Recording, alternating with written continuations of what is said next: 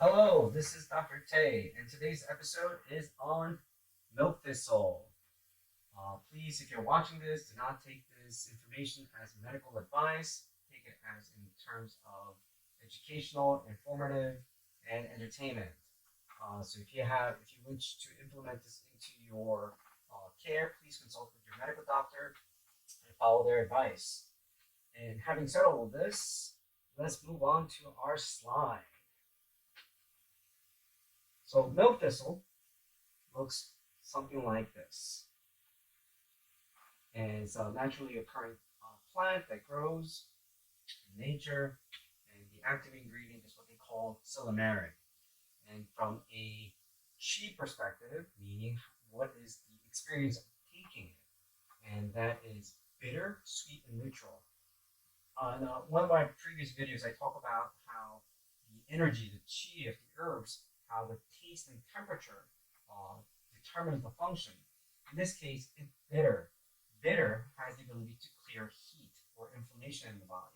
Sweet has the ability to strengthen and tonify.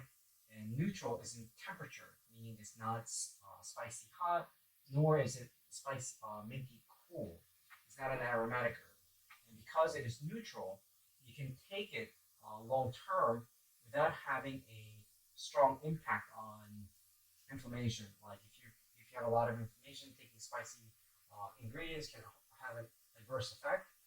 And it's the function of it is that it supplements the liver and spleen blood and yin, helps with yin deficiency heat, and benefits the spleen qi.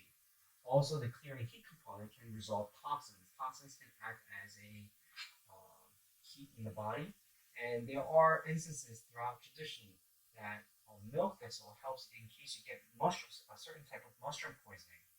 And the sweet component, we often associate sweets with bad things in modern day era because of how sugar affects the body.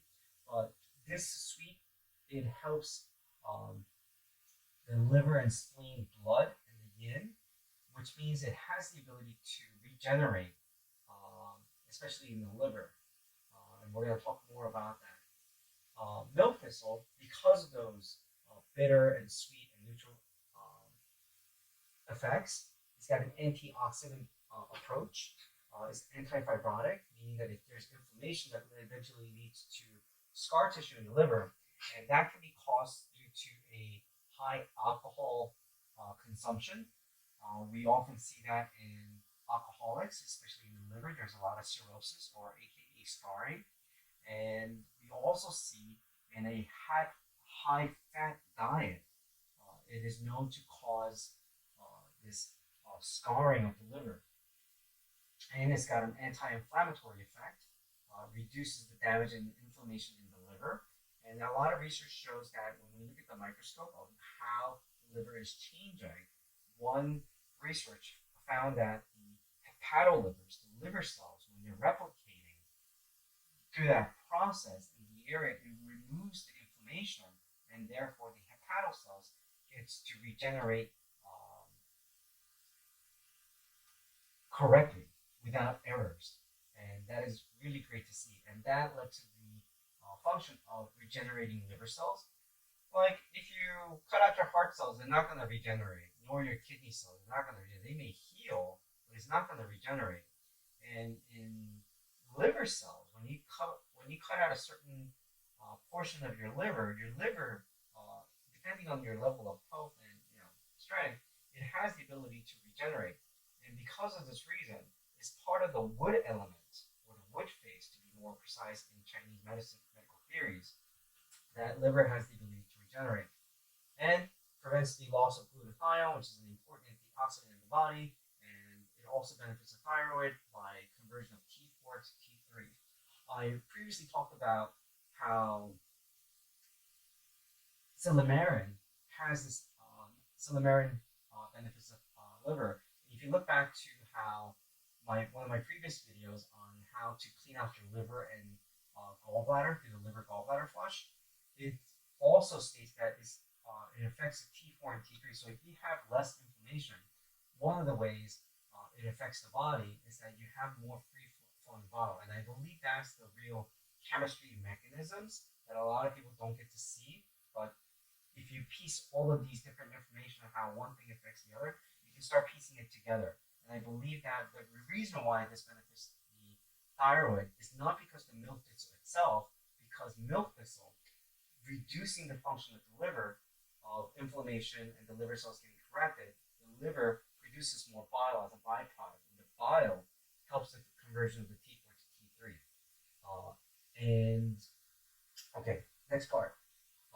If you're taking milk thistle, please be careful because it can help metabolize drugs faster than usual.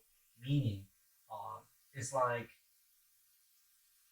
upping the dosages more. So just be cautious with it. This is why I say please consult your doctor before implementing this regimen into your daily care. And this is a good picture of your liver and your liver cells, what it looks like.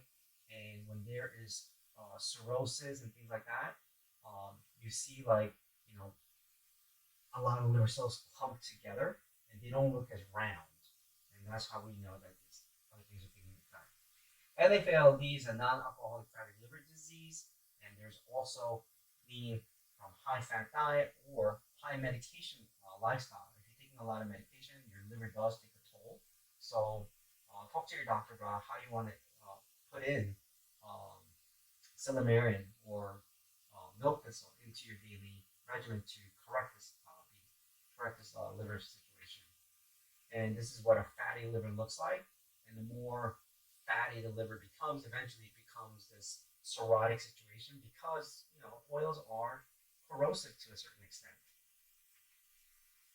And I want to show you guys this study of an 8-week protocol of for bariatric surgery patients.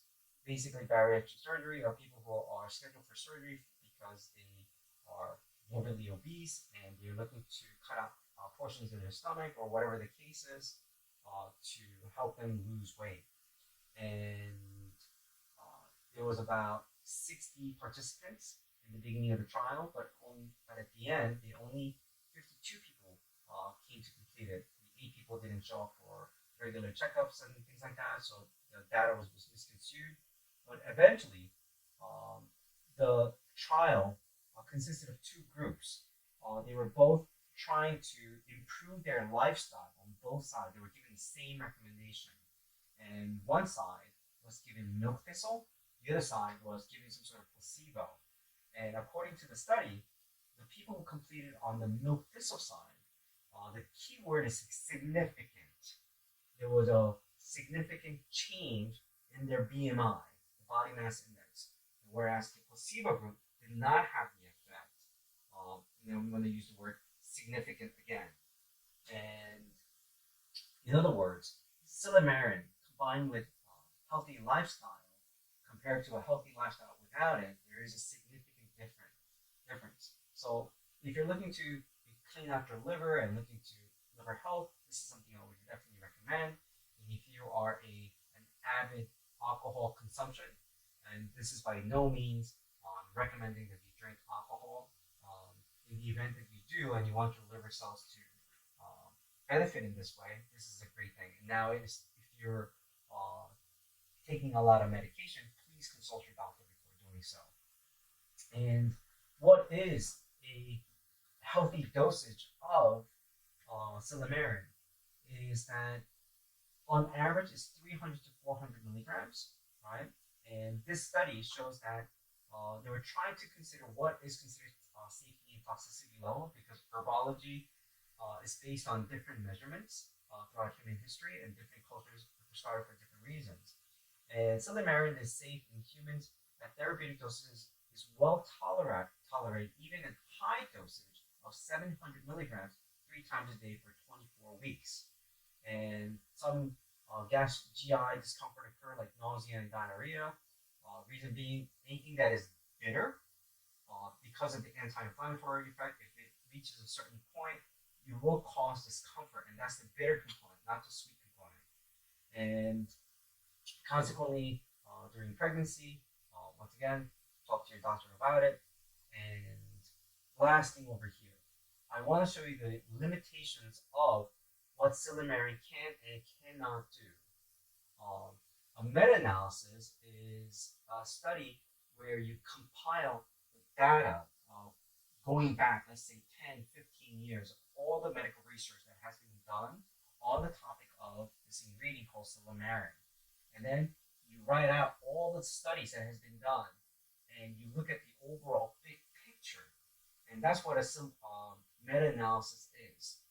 You look at the overall data, and sometimes depending on the size of the research that has been done over the years, it cannot be done by one person or different groups. What they do is that a large study like this, they compile